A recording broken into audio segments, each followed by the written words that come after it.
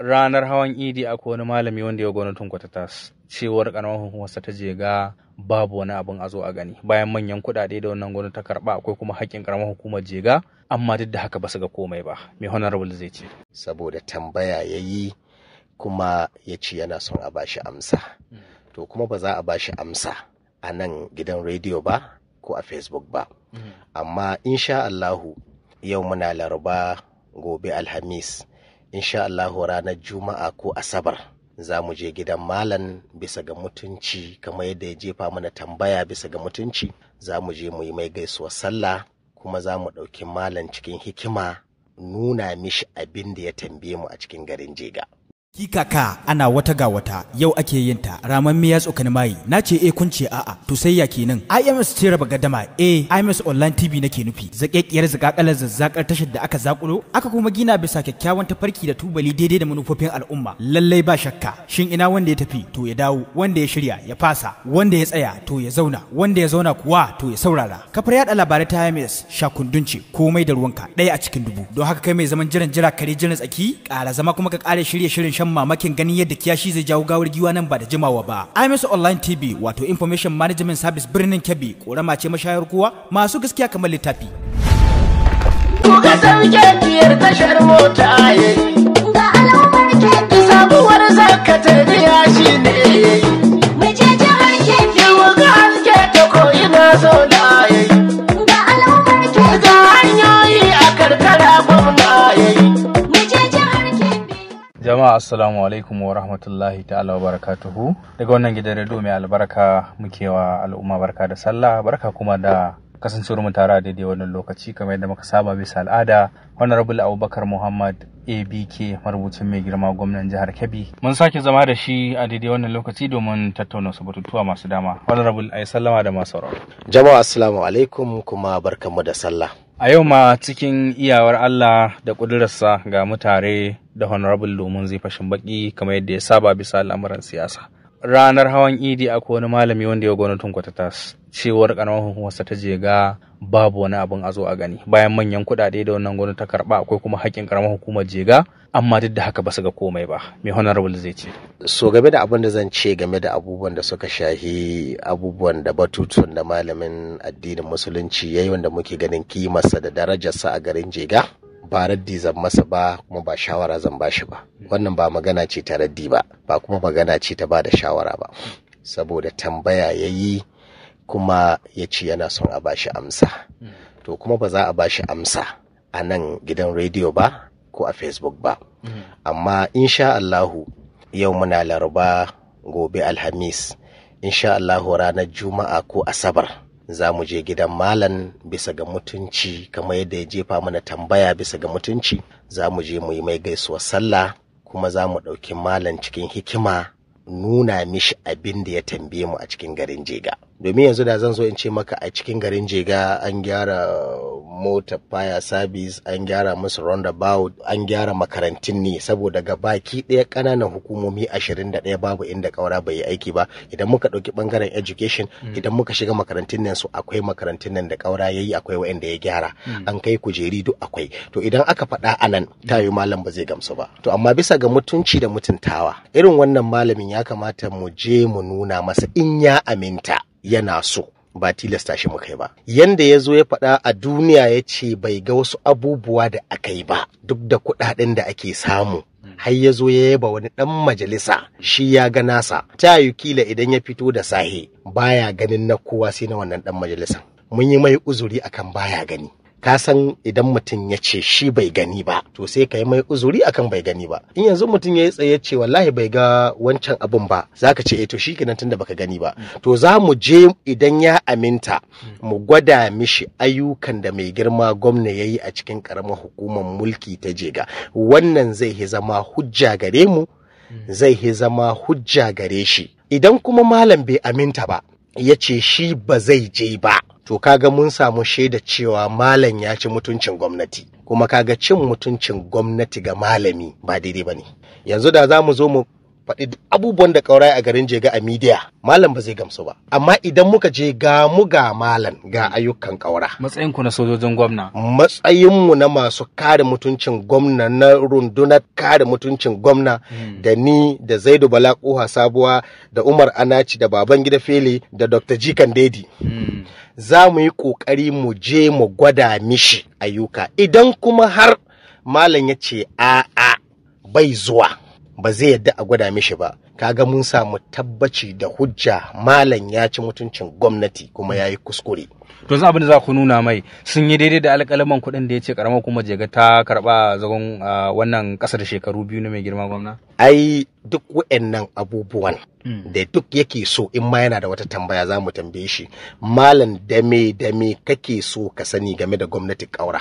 Ai ya je ya shirya duk tambayar da yake da ita, ya je ya shirya tambayarsa, abinda duk yake so ya tambaye mu ya zo ya tambaye mu a wurin da za mu je tare da shi, ya ce bai gamsu da kaza ba za mu gwada mishi. Ai kaga yanzu misali ya ce shi bai gani ba, za mu nuna mishi. Idan yana da wata tambaya kuma yayi za mu ba shi amsa. Idan kuma malam ya ce a'a to muna son mu cin mutuncin gwamnati yayi da gaske koko bai sanin bane, sannan su mutane al'ummar jihar Kebbi ba za su iya ganewa ba za su iya gamsuwa ba in ba haka aka yi masu ba. Yanzu idan muka hito muka ce ai gwamna yayi kaza a Jega yayi kaza za a ce mun zo mun kare gwamna ko? To amma idan har muka je shi malam da ya tambaya, kaga mutane za su ce ashe malam bai sani bane an kai, ko kuma in malam ya ce a'a lallai shi bai zuwa, kaga mutane za su ce to gaskiya malam bai kyauta ba, malam ya ci mutuncin gwamnati, malam bai kyauta ba. So kaga mu muna son mu san wani mataki za mu ɗauka tukuna har sai mun je mun zauna da malam. Kuma wannan abu mai kamar da mukabala da za ku yi ta ne a buɗe ta yadda al'ummar jihar Kebbi za su gani in ya so su yi kowane janibi adalci? Ai a buɗe, ai kaji na lisa maka mutanen da za mu je tare da su. Ka fahimta? Kuma za mu je da 'yan midiya. Idan muka je da 'yan midiya kuma za mu kwankwasa ma malam. Za mu je ranar Asabar da karfe 10 na saye. Idan ya ji mu sai ya kwanda kari, za mu zo a bisa mutunci, cikin mutuntawa mu gaisai malami ne, malamin addini a ƙasar nan muna ganin mutunci ne, muna ganin girma ne. Kuma za mu je mu tattauna da shi kuma mu gwada mai ayyukan da ya tambaya. Ai tambaya ya jefa ya ce kuma a nuna mishi, kuma mu ya kamata mu je mu nuna mishi. Kuma duk wanda zaka nuna ma yanzu in ba shi zaka nuna ma ba aikin banza. Duk wanda zaka nuna ma a jihar Kebbi aikin ƙaura a Jega in ba shi da ya tambaya ba aikin banza, shi muke son mu nuna ma. Idan kuma malam ya ce a'a ba a zuwa, to kaga mun san cewa malam ya ci mutuncin gwamnati. To akwai wani malamin ma cikin watan Ramadanan nan ya fitar da wasu alƙalima inda ake samun ƙari na masu aikata ta'annati a wannan jihar ta Kebbi har da jihar Sokoto. Honorable ABK ya saurari wannan abu cikakke, wannan tattaunawa ba inda aka dan gutsuro ake yadawa ba? Na saurari hirar mai girma famanan sakatare malamin addini kuma na musulunci da ake kira Alhaji Nasiru Kigo ko Sheikh Nasiru Kigo. Wannan hirar gaskiya tana da gyara, ko kuma data da ya fitar abu ne wanda yana da gyara, wanda ka san ni hakko yaushe in an ce malamin addini na kan duba addinin tukuna da malantakat sai na mutunta ta. Kuma ni ka san ba mutum nake mai son yi ma mutum raddi ba, sai dai in bashi shawara. Wannan abu da malam yayi wallahi kuskure ne, ko da wannan data din akwai ta wallahi ba karamin kuskure bane. ABK na inkarin wannan data da ya faɗa? Wannan data ni ban mayar da ita ba. Ni wallahi duk jihar Kebbi ma ban san akwai dan luwadi ba, duk jihar Kebbi ban san akwai dan lesbian ba, don ban gani ba, ban shaida ba. Ban san office din su ba, ban san inda aka yi ba, ba a yi da ni ba, ban san me yi ba, ban da aboki mai yi. Wallahi ban sani ba. Kuma ko da baka sani ba hujja ta cewa babu? A'a ni dai nace maka ban sani ba. Idan akwai kai ka san yanzu in aka ce ka kawo mazinaci, ai kowa san ana zina, amma idan aka ce ka kawo mazinaci wallahi an baka aiki, don kama shaidun zina abu ne mai bala'in wahala, balantana shaidun luwaɗi.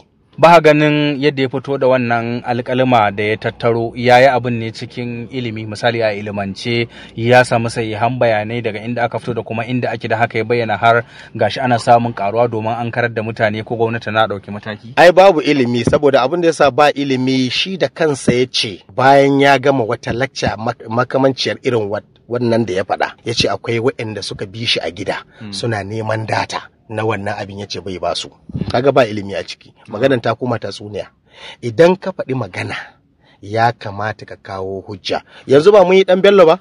ai dan Bello da ya hito ya soki kungiyar addini ta Izala ai ko dai me dai ya dan tabuka wani abu na kare kansa ka fahimta duk da yayi kuskure saboda idan muka bata malaman addinin to muna son mu ruguza addinin mu gabaki daya amma ai ya attaka ya dan yi wata attaka ta nuna wani abu.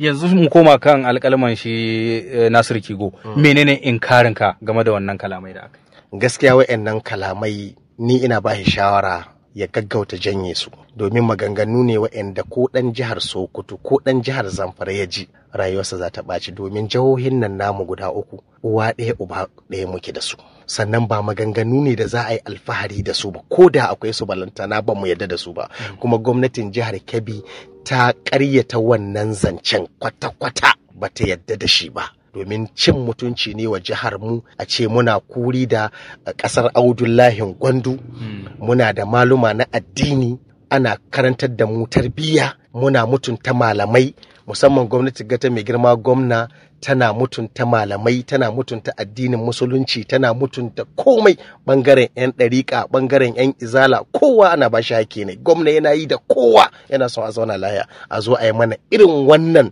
ta'annati a cikin garinmu a ce muna fama da ire-iren wa'annan matsaloli wa'anda wallahi mutane da yawa ba san da su ba sai lokacin da ya zo ya faɗa abu ne wanda babu hujja a ciki. Yanzu Honorable ABK kai masani ne kuma mai shirikan al'amuran yau da kullum ka san Sokoto da ke bincike da bai me jefa ma shakku dangane da wannan alƙaluma. So ai kaga ita wannan magana abin da zai ba mutane mamaki a ciki abin da nake so ka gano idan ka ce wa'annan alƙaluma kaga yanzu gabaki ɗaya mutanen jihar Kebbi kansu ya banye shi malam ya sa su a duhu shi malam ta yaya ya san cewa ana yi ɗaya kenan a ina ne ofis ɗin su yake da ake rajista ta ina ne suke haɗuwa su yi meeting ta ina suka tsaya suka haɗa data ɗinsu har suka karɓi membership card ko ID card ne ko ma me da certificate ta wannan a ina ma wake ma ba da certificate din me sunan organization din da ke ba da wannan certificate din wanda mace za ta zo ta ce ni suna na mata aure kuma ina lesbian ka san idan mace ta zo sai in ta faɗa mata aure ce to ta zo ta cika a ba ta certificate ni mata aure wance mata wane nake kuma ina lesbian kuma ta samu shaida a ina ake ire-iren wayannan abu a jihar Kebbi gaba ɗaya ba lokon da bamu sani ba ba wata unguwa da bamu sani ba za mu sa a bincika muna za mu sa a duba mana za mu sa a leƙo mana ina ne ake wannan rajista kuma za ku iya ɗaukan mataki za mu iya ɗaukan mataki saboda gwamnati ta ce za ta ɗauki mataki kuma za mu ci gaba da haɗa ma gwamnati ta ɗauki mataki don ta kare mana mutuncinmu. Ai yanzu mutuncin jihar Kebbi ne. Don haka matakin da za mu ɗauka mu zo mu ba gwamnati shawara ta ɗaukan mana mataki ta kare mana 'yancinmu da mutuncinmu da mutuncin 'ya'yanmu da ƙannenmu da matanmu. Saboda muna da mata, muna da ƙanne, muna da 'ya'ya kuma an zo an ce ga abubuwan da ke faruwa a jihar mu. Wallahi ni ina tabbatar maka ma a yanzu na ma daina jin labaran